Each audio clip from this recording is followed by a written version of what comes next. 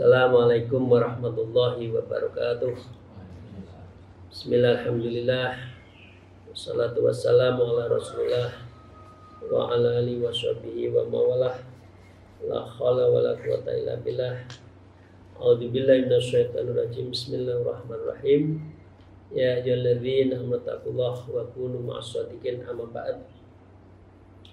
Para salikin, jamaah, kerabat, handai taulan, tuan-tuan, puan-puan, sahabat-sahabat saya rahimakumullah, semoga kita senantiasa mendapatkan maunah dari Allah. Karenanya mari kita bersyukur, alhamdulillahirabbil alamin ala kulli halin wa nikmatin, dan senantiasa bersolawat Allahumma shalli ala sayyidina Muhammad wa ala alihi washabihi. Mari kita teruskan. Wa qala al-mu'allif fi hadzal kitab wa nafa'u bihima bi ulumiyya fid dharain, amin ya rabbal alamin. A'udzu billahi minasyaitonir rajim. Bismillahirrahmanirrahim. Al-maqalatus sabi, maqalah yang ketujuh. Qala Nabi sallallahu alaihi wasallam, la yakunul abdu fis sama'i wala fil ard mu'minan hatta yakuna wusulan. Tidaklah seorang hamba di langit dan tidaklah yang ada di bumi hingga ia menjadi penyambung tali kasih, yaitu ayyamutallatifan linnas, yaitu kasih sayang lemah lembut sesama manusia.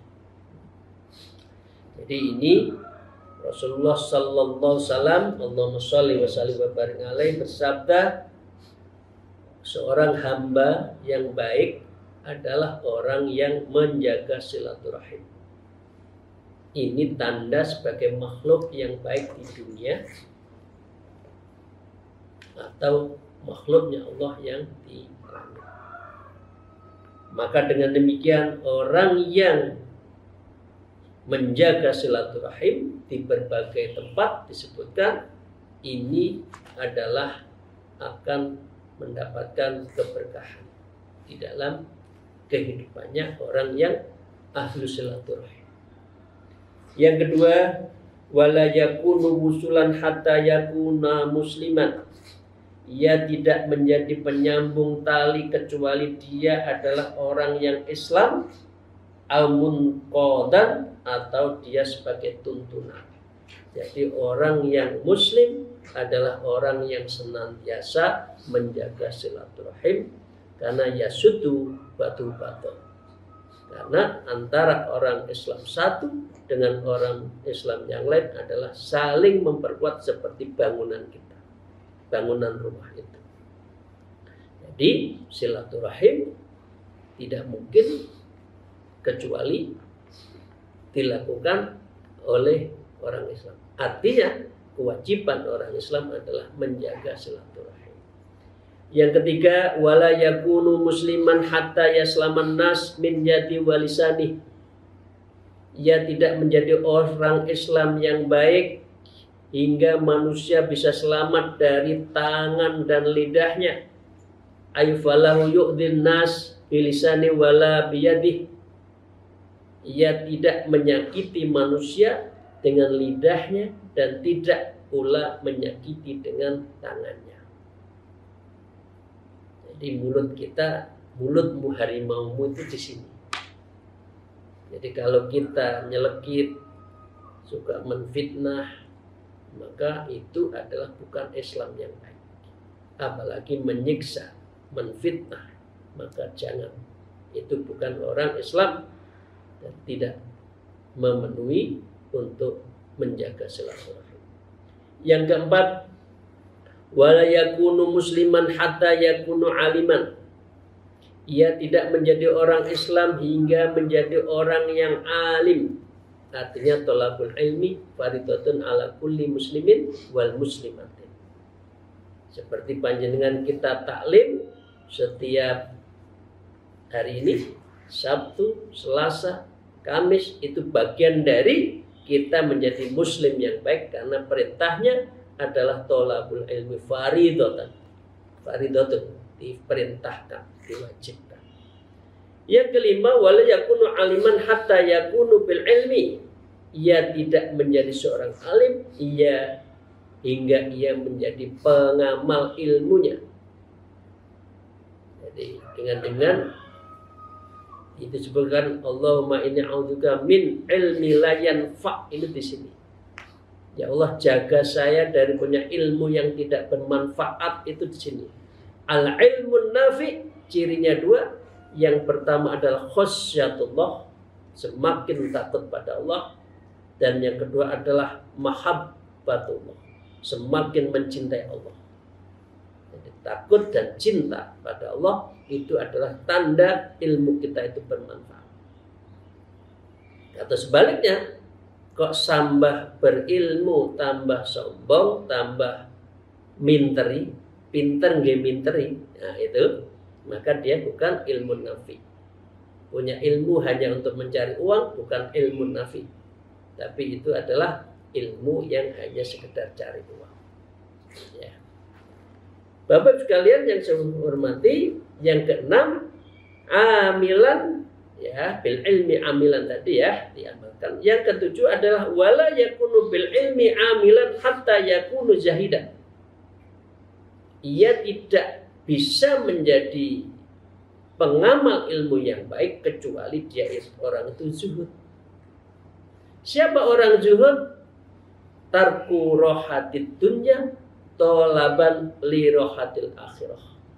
Orang yang meninggalkan kenyamanan, kesenangan di dunia, tetapi mencari insya Allah kenyamanan di akhirat. Ini namanya orang zuhud. Jadi kita bisa lihat aja, semakin banyak ilmu, semakin nyari duit atau tidak.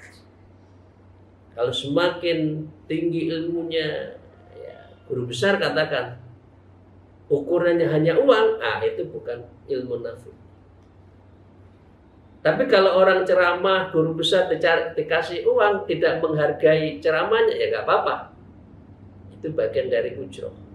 Jadi jangan karena ilmunya itu untuk mencari dunia. Berarti orang itu tidak zuhud. Yang ketujuh, wala yakunu zahidan hatta yakunu wari'an. Tidaklah seseorang itu menjadi dikatakan orang zuhud kalau dia itu tidak warok. Ma huwa warok? Mulazamatul a'malil jamilah. Orang yang selalu berada pada segala amal yang indah. Warok. Hati-hati. Umur seperti kita, jalan jangan pakai celana pendek. Kalau bisa sudah umur, bajunya lengan panjang. Kalau bisa sudah tutup kepala, ya kopiah, atau pokoknya tutup kepala lah, lihat situasi.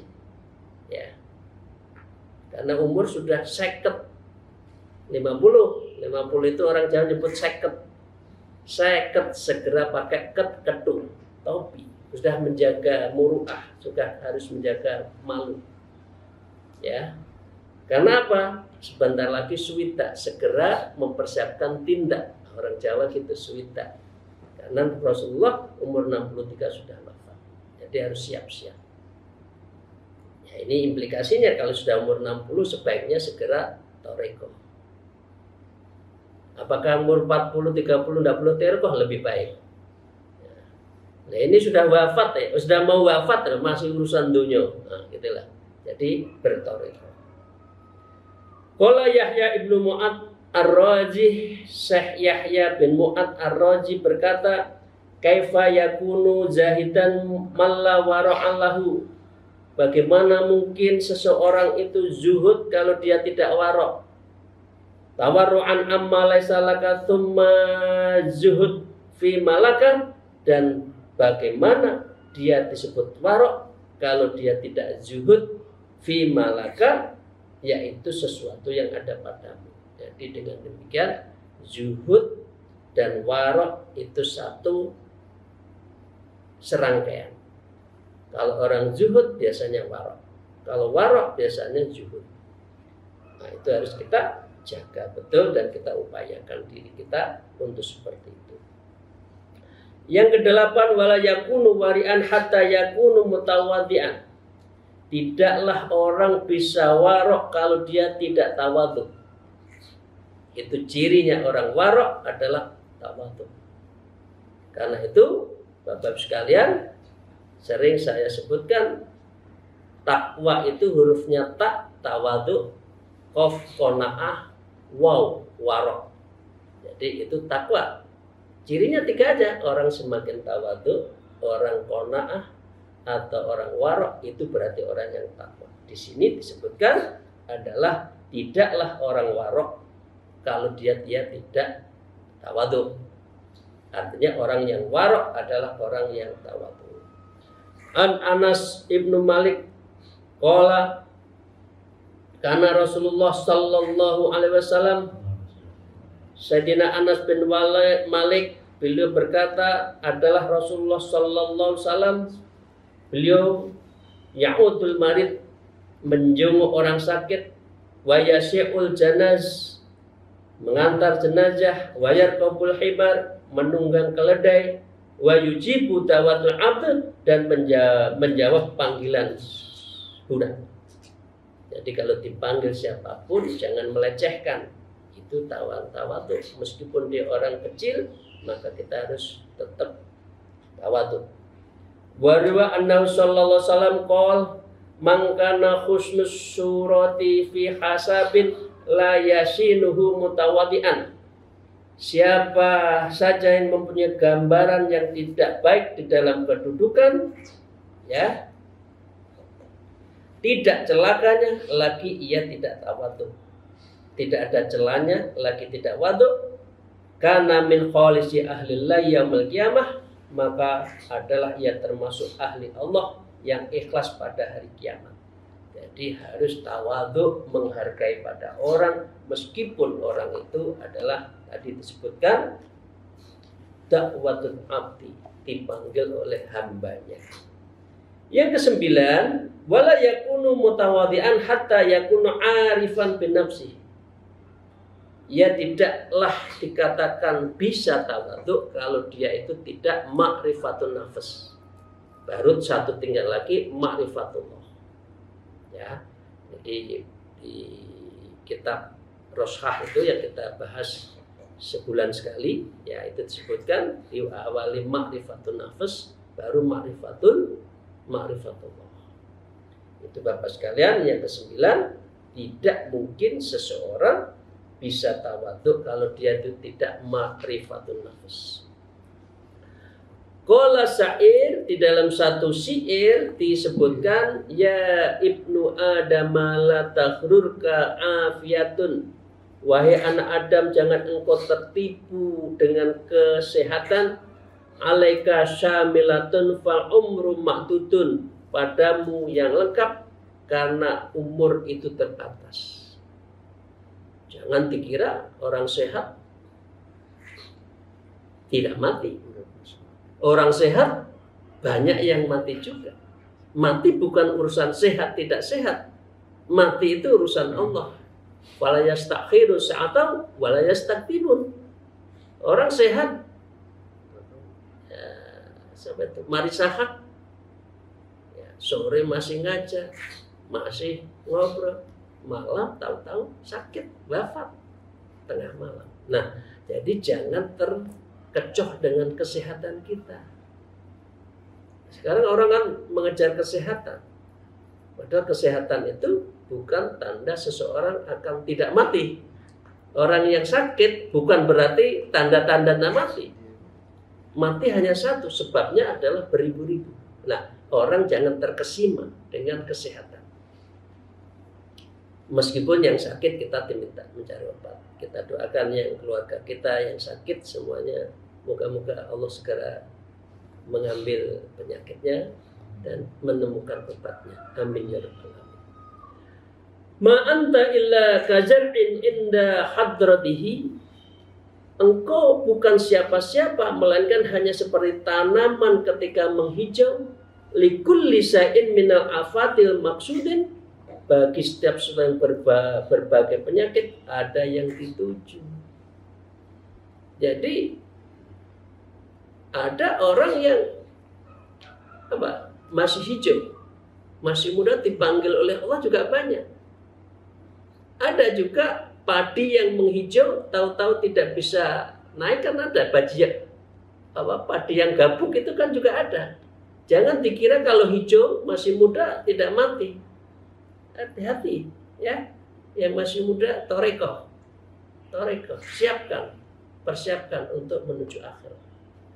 Fa in salimta minal afati azma'iha, maka jika engkau selamat dari berbagai penyakit itu semuanya, fa anta inda kamalil murri maksudin, maka engkau ketika telah jadi pahit sempurna menjadi sasaran kedengkian.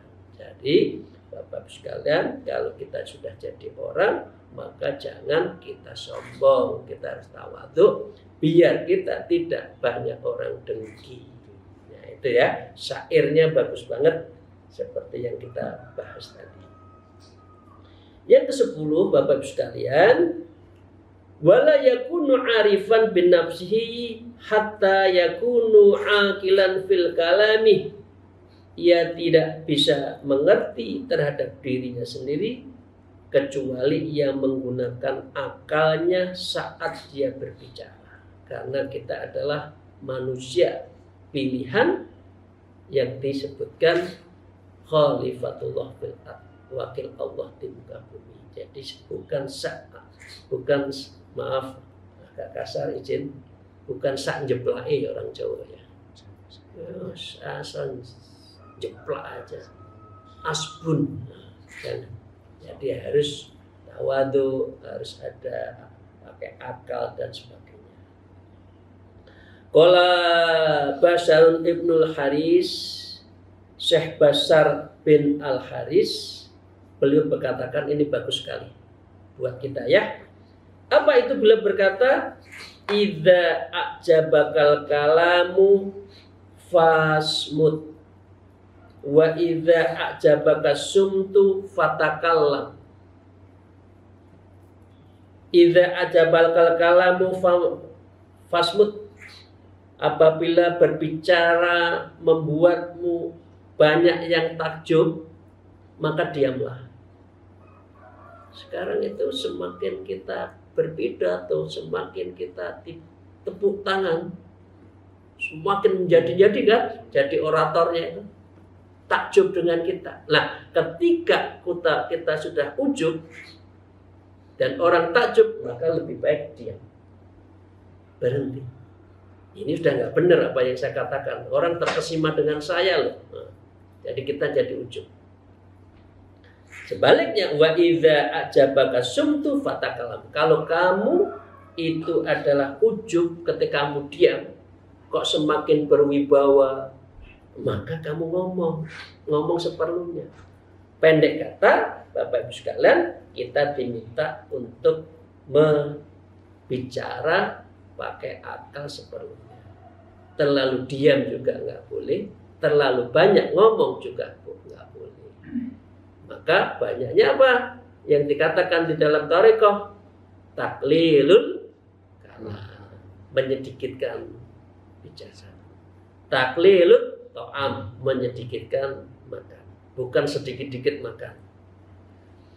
Taklilun naum, menyedikitkan tidur, bukan sedikit-sedikit tidur. Bukan sedikit-sedikit bicara, semua dikomentari. Jadi itu ya Bapak sekalian, ini bagus. Ini makolahnya dari Syekh Bashar Al-Haris ini. Para jamaah rahimakumullah, mari kita lanjutkan.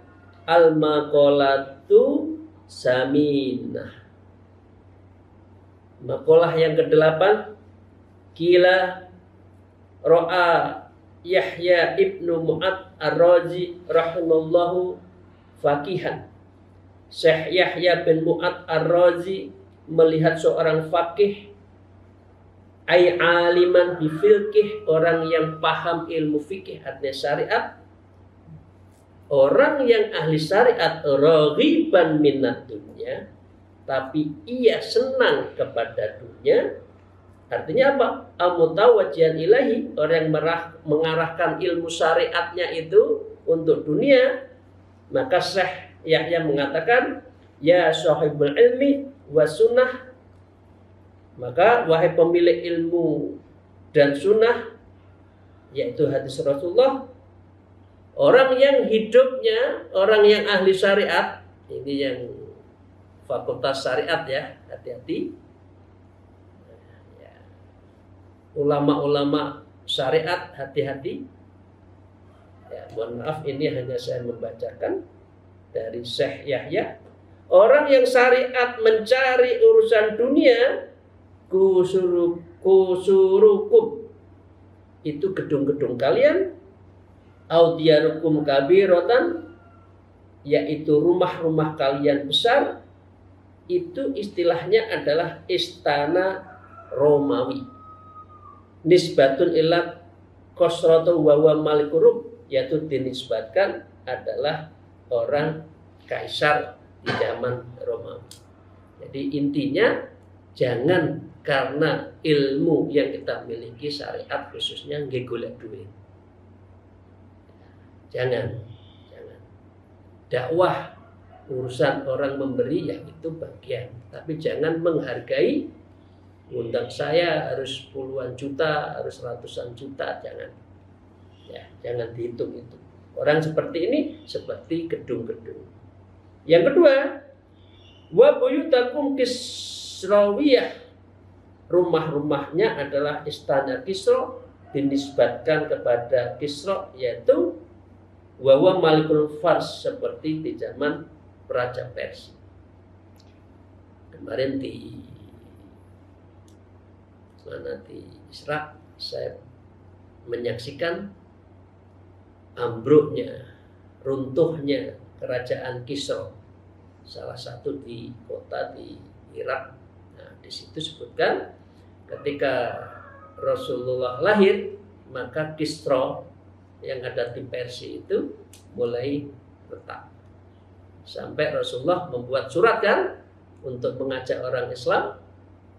Memang untuk masuk Islam, suratnya dirobek-robek oleh Raja Kisra, kemudian akhirnya kerajaannya runtuh. Karena itu, saya sempat menyaksikan runtuhnya itu kemarin. Nah, orang seperti ini, orang yang syariat untuk cari duit, wa masakinuhum qoruniyah, maka tempat tinggalnya adalah tempatnya Qorun.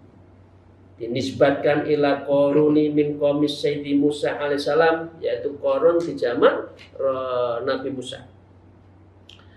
Wa bukum tulutiyah, pintu-pintunya adalah istana Tolut, nisbat ila qaumin Tolut, karena minal mumluki wa abwabi buyutihim aliyah, yaitu merupakan kerjaan pintu-pintu yang tinggi-tinggi.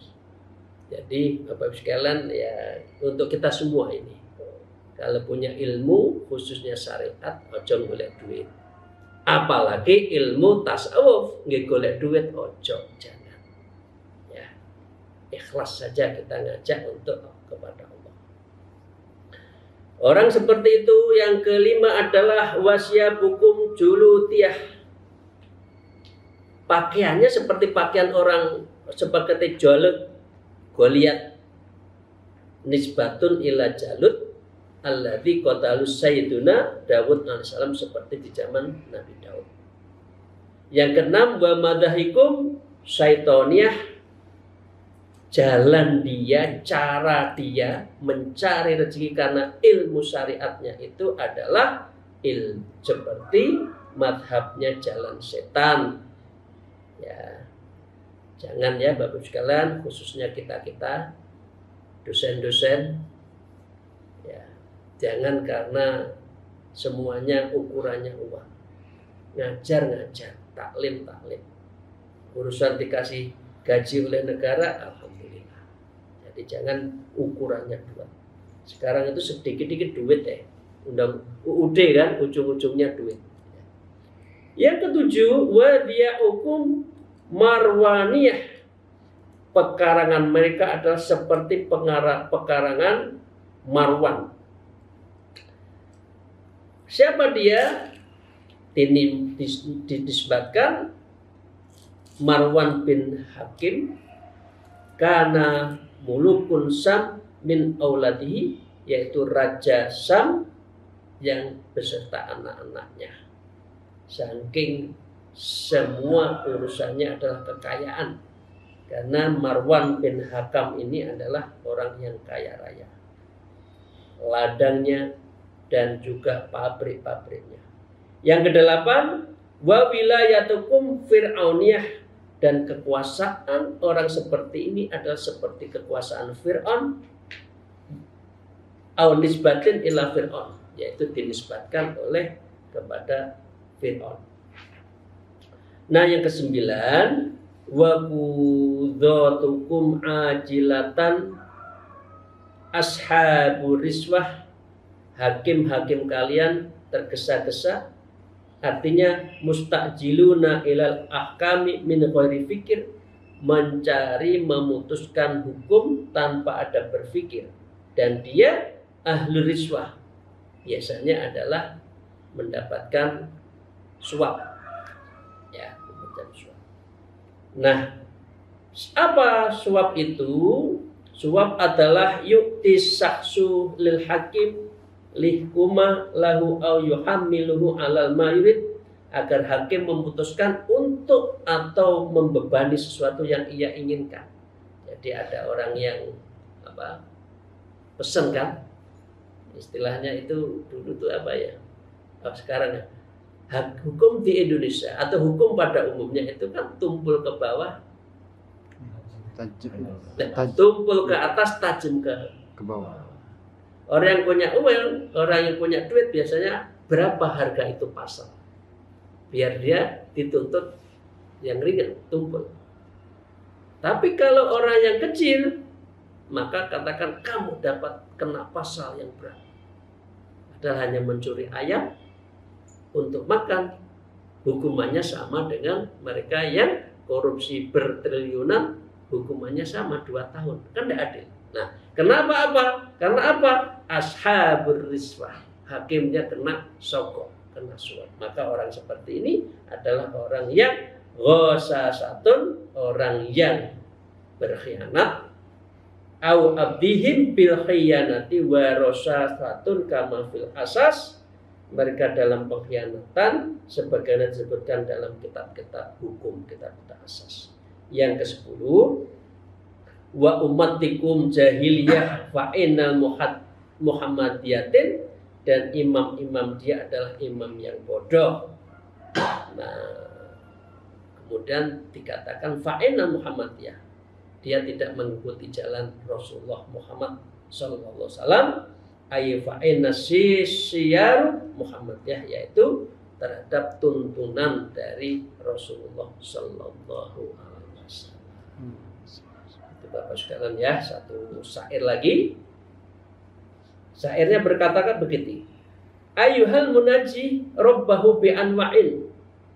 Wahai orang-orang yang bermunajat kepada Tuhannya dengan berbagai macam al-kalami wat talibu maskanu fid salam, ucapan dan pencarian tempat tinggal di negeri keselamatan, wal musawwafi lit taubati amma ba'da amin, menunda-nunda taubat setahun demi setahun, wa ma arakal min sifatil nafsika bainal anam, dan tidak melihat engkau menyadari ilmu dirimu di antara manusia. Jadi orang seperti tadi, orang yang ahli syariat, ditujukan dengan ada diibaratkan 10 ibarat tadi, kok dia menunda taubatnya, maka ini alamat dia itu orang yang salah arah. Itu Bapak sekalian ya. Jadi ini mengingatkan pada kita, Bapak Ibu sekalian, kalau kita ada unsur materialis di dalam hidup kita, ayo kita istighfar, Moga-moga ilmu kita itu betul-betul untuk taklim, untuk belajar, untuk muta'alim, dan itu semua adalah semata-mata menjalankan perintah Allah Ta'ala. Dan mohon maaf atas segala kekurangan saya. Semoga apa yang kita kaji pagi hari ini mendapatkan ridho, maunah, keberkahan dari Allah Subhanahu wa taala. Akhirul kalam, alfu minkum, wallahul muwafiq ila aqwamit thariq. Assalamualaikum warahmatullahi wabarakatuh.